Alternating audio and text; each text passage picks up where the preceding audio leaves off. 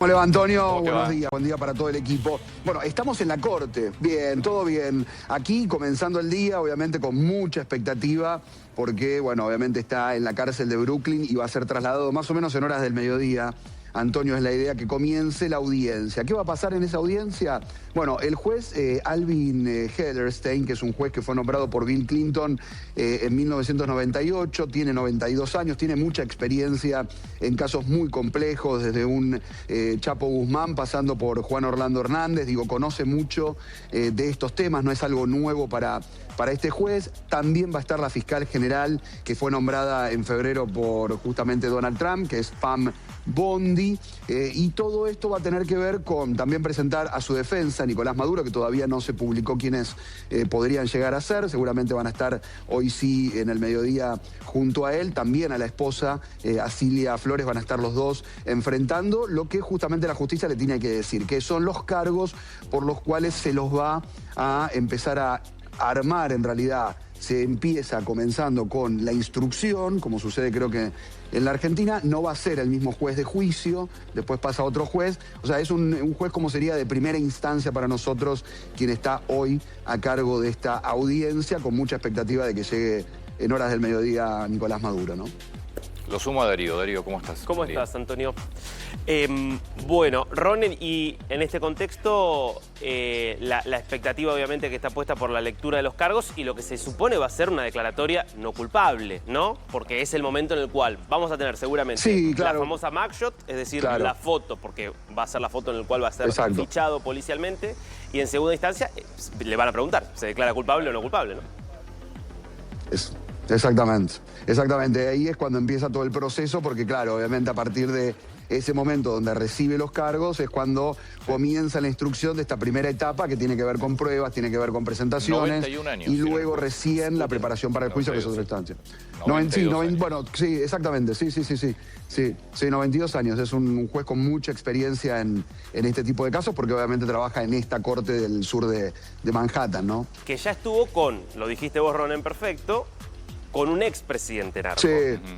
Que es el caso de Juan Orlando Hernández, que acaba de ser indultado por Donald Trump. Exactamente. Que acaba de ser indultado. Sí.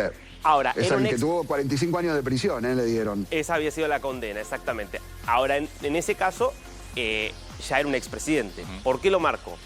Porque seguramente uno de los argumentos de la defensa va a ser que Maduro goza de inmunidad diplomática, por el hecho de ser un jefe de Estado, digamos.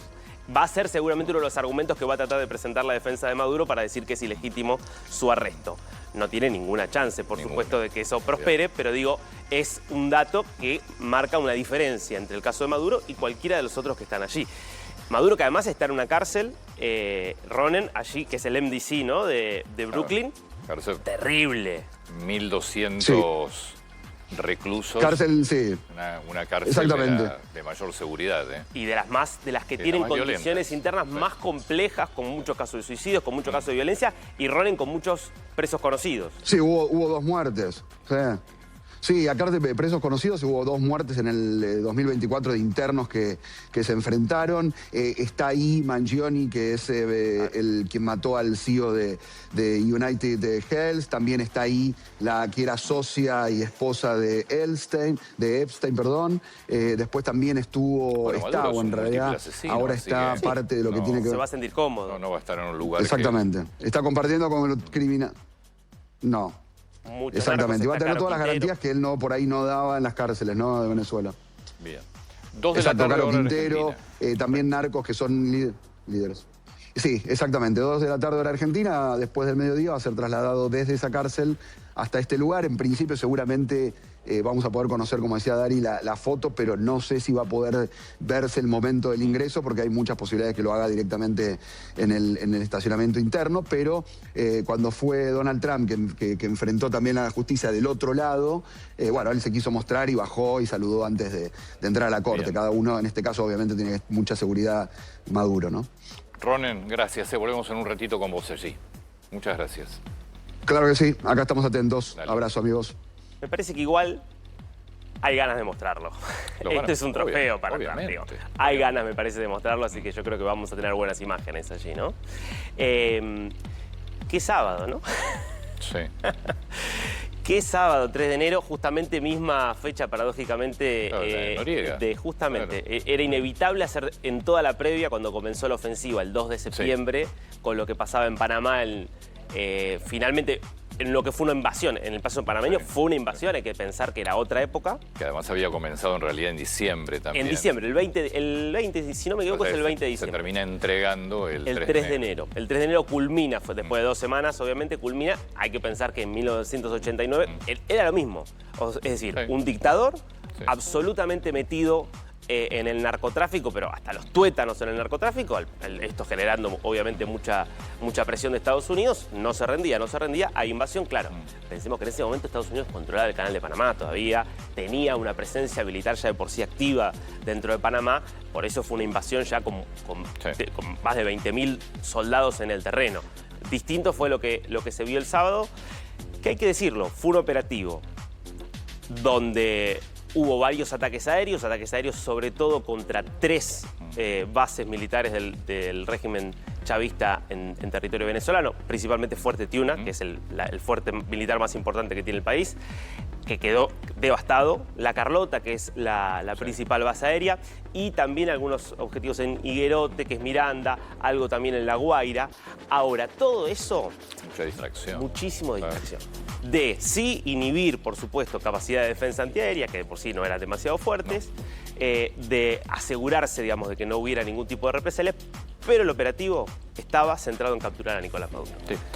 Sí. Si había alguna duda del papel de Cuba, tenés la confirmación del propio presidente de Cuba, otro dictador, que toda la guardia que custodiaba a Maduro eran cubanos. Lo sabíamos, lo que pasa es que directamente rindiendo homenaje a los 32 caídos, ¿no? Lo que habla de que la operación, más allá de que, como vamos a ver ahora, sin duda contó con una complicidad importantísima del régimen. Maduro fue entregado por el propio régimen, hubo negociaciones previas. Igual el operativo había que hacerlo, porque los cubanos que lo rodeaban no estaban dispuestos a entregarlo a Maduro. Me parece que este es el comienzo, entre otras cosas, del quiebre entre Cuba y Venezuela. Me da la sensación que este es un dato de enorme magnitud, por eso también todas las declaraciones de Marco Rubio y Trump ayer y el domingo y el sábado en relación a Cuba. Lo que te marca también para mí una ventaja para Maduro.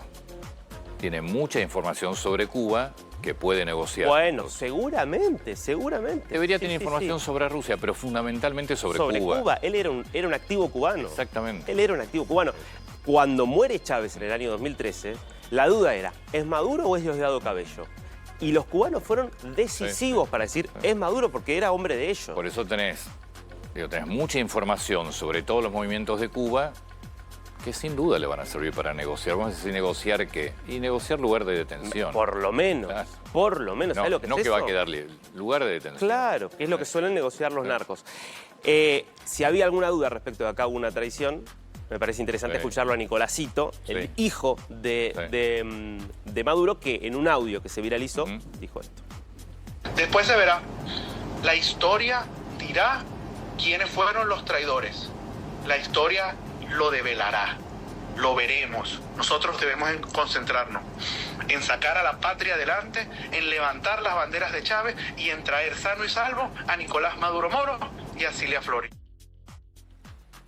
Bueno, obviamente no va a apuntar a nadie con nombre y apellido, porque me parece que los traidores fueron Yo todos. creo igual que le queda... ¿no? Bueno, lo que pasa es que a partir de ahora, lo que vas a ver es una transición bastante, yo creo que extensa, donde va a haber mucha negociación, entre otras cosas, por esta clase de gente. Vos hoy tenés dentro de la estructura del régimen un montón de personas con pedido de captura. Claro. Un montón de personas que después lo vamos a estar repasando. Esto incluye a Diosdado Cabello, a Vladimir Padrino López, lo incluye a Nicolásito, a otros cuadros intermedios, a criminales que no son funcionarios pero que están asociados. Todos ellos saben que Estados Unidos tiene la capacidad y la voluntad de eventualmente entrar y llevárselos. Me parece que eso hasta el sábado podía estar en duda.